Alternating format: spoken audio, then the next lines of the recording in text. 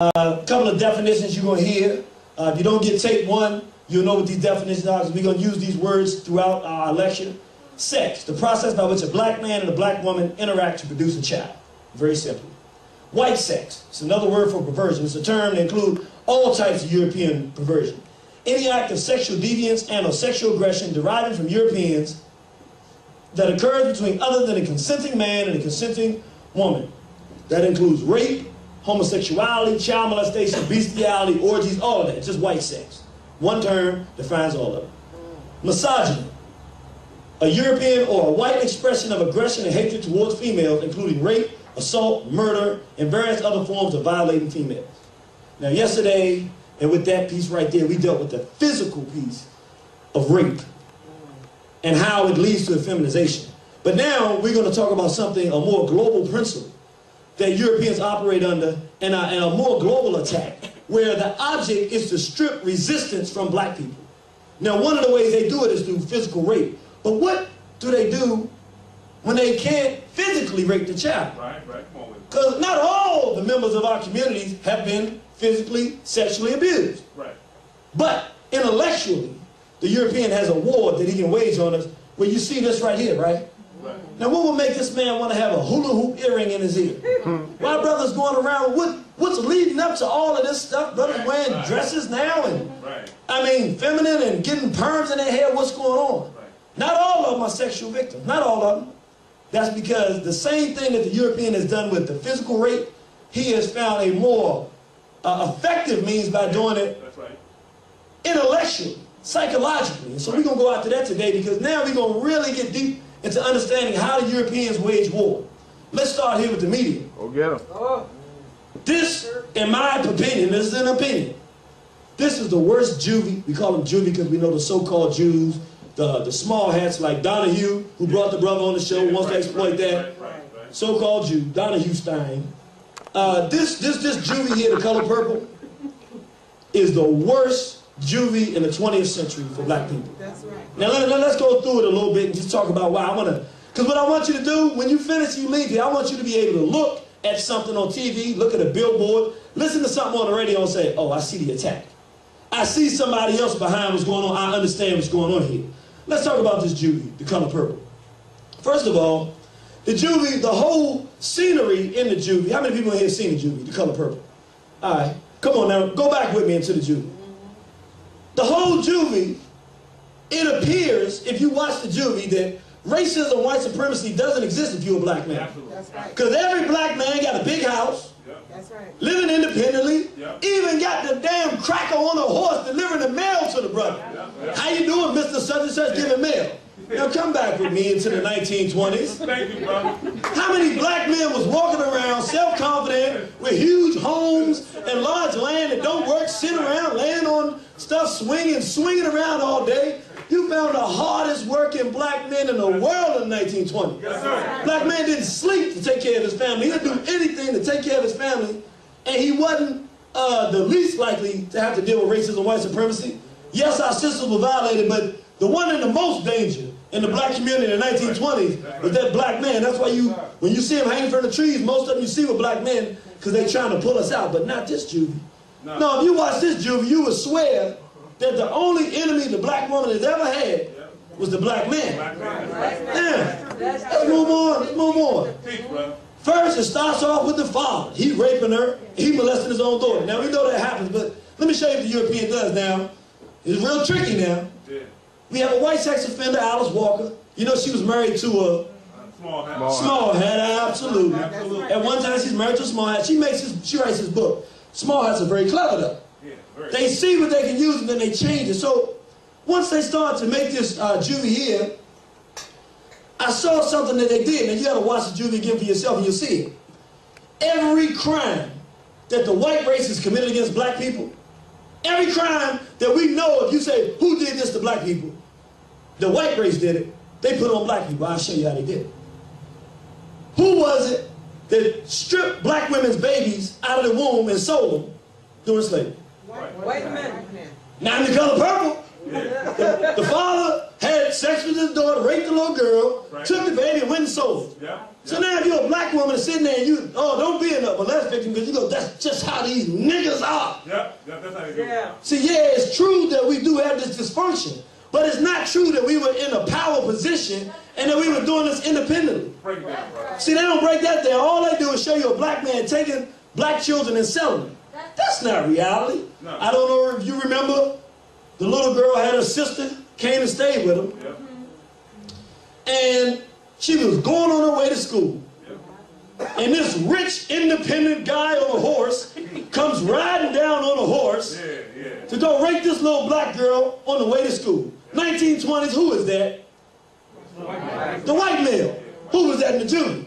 The black man. So listen, subconsciously, every crime that the white race has committed against black people, they transferred onto black people. So if you're watching that and you not know student of history, by gosh, everything that we've had that happened to us, we did it to ourselves. Goes on, they give the impression throughout the juvie constantly, that all black men do is rape black children. Even when they got to Oprah Winfrey, she said, a little girl ain't safe in a house with a house full of men. Now let's go back. Black women, if you came from a healthy, and I know that's hard to say, but if you came from a healthy family, and you had a bunch of brothers there, was anybody gonna mess with you? No. Especially not 1920s, you wanna mess with, look, if there's somebody gonna be protecting the family, it's the women, because we knew it had happened. Yeah, that's right. No, not this juvie. It gives the impression that, not that there's a problem in our community, but that the normal state of affairs for black people has always been, if there's a bunch of men in the family, they can all rape the women. So, oh, this is real deep, this is real, you know, no racism in it. Let's go forward. Let's talk about it a little bit more. You know, we could spend 2 hours on this juvie. It's just so horrible. This was deep though, because they were doing so much with one juvie that it's hard to. One day we're gonna go through it, frame by frame, because they did so much with this juvie. They even took stuff. There's some real, very clever. Understand? With a juvie like this, you could take the people in the right direction. You could save them, or you could destroy them. Because you're dealing with something that hadn't really been dealt with on this level at the time. The sexual abuse of black women. Now watch it. And you know how the cracker does, right? Let's do a cracker juvie. A cracker juvie, or white females get mistreated by some cracker, he's abusing them.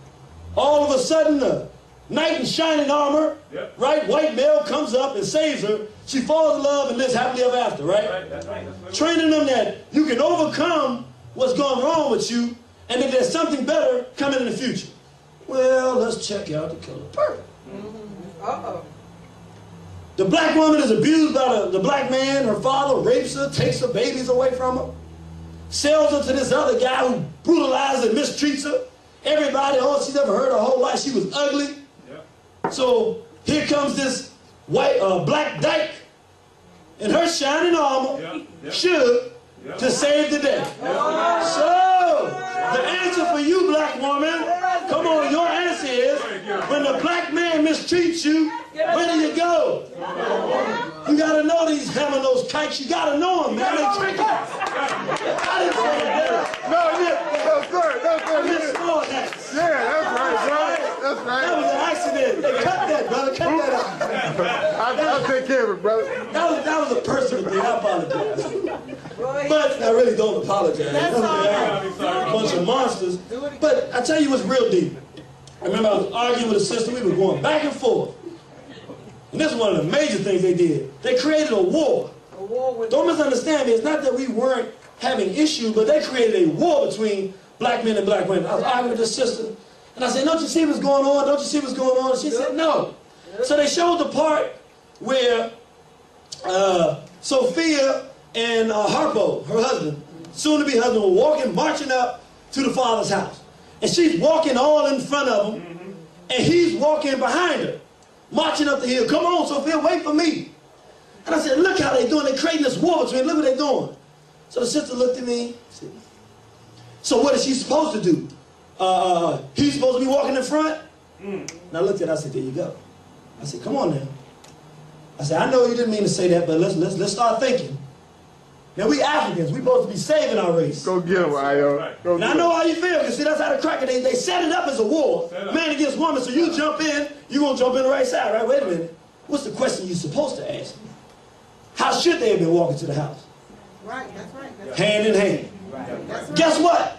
Go get him. The sister was so moved, she went home and said she read the book again. Because I kept telling her, even a white sex offender, Alice Walker, even a white sex offender like Alice Walker, would not mathematically create nothing like this. She'll write her book and a small hat will take it and make it something different. Sister went home, called me back and said, brother, I'm reading the part where Harpo and Sophia walked to the house, and the book says Harpo and Sophia walked to the house hand in hand. I said, boy, them small hats, boy, you better watch them. Another part, this is what she told me. She said, and you know what? Do you remember the most violent scene in that whole juvie? The most emotional scene in the whole juvie? Yeah. Do you remember when that brother took the sister and dragged her from her, threw her over the fence, picked up rocks and started throwing it at her? Sister told me she read it again, and it said he went to sleep that night and told her she had to leave. And the next morning she left. It never happened. The whole black man pulling a woman from another woman, the whole war, he's keeping black women from black women as if there's some type of relationship that y'all have that's supposed to supersede the relationship between black man and black woman.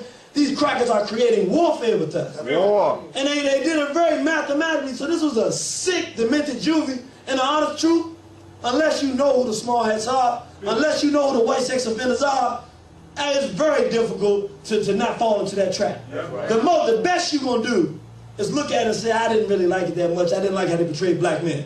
But to get into the science of what it's doing, woo, you start seeing these crackers don't play. Yeah, man. Yeah, man. Last thing we're going to talk about real quick, we're going to move on.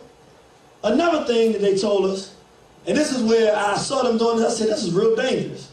You know, her sister went to Africa and got all into African things, what have you. So they give the impression that African centricity and lesbianism, or so-called homosexuality or white sex, can exist in the same space at the same time. So you got to be careful now, because before you know it, you might have individuals in the black consciousness movement pretending to be African-centered and at the same time be white sex offenders. We got to talk about it. Naeem Akbar. Very, very, very dangerous individual. When we first put out the first tape talking about the fact he was a so-called white sex offender, a brother called up and said, look, I was a follower, you know, this brother helped, you know, teach me a lot, brother. And he said, what you said, I hope you don't mind, brother, but I sent an email to him. I said I had to ask him about that because, you know, I really appreciate all the work he's done. I said, okay, brother. I said, what did he respond? He said, well, this email he sent back, it's kind of uncomfortable. I said, well, send it to me, let me take a look. I should have brought that in here. You know what he said? The brother asked him point blank, what is your position on homosexuality? The irritated genie of Southeast says such and such and such. He says, I don't agree with the sexualization of the human spirit in any form. And then goes on babbling some fag white sex gibberish that I can't decipher to you. I'm not a white sex offender. I don't speak that stuff.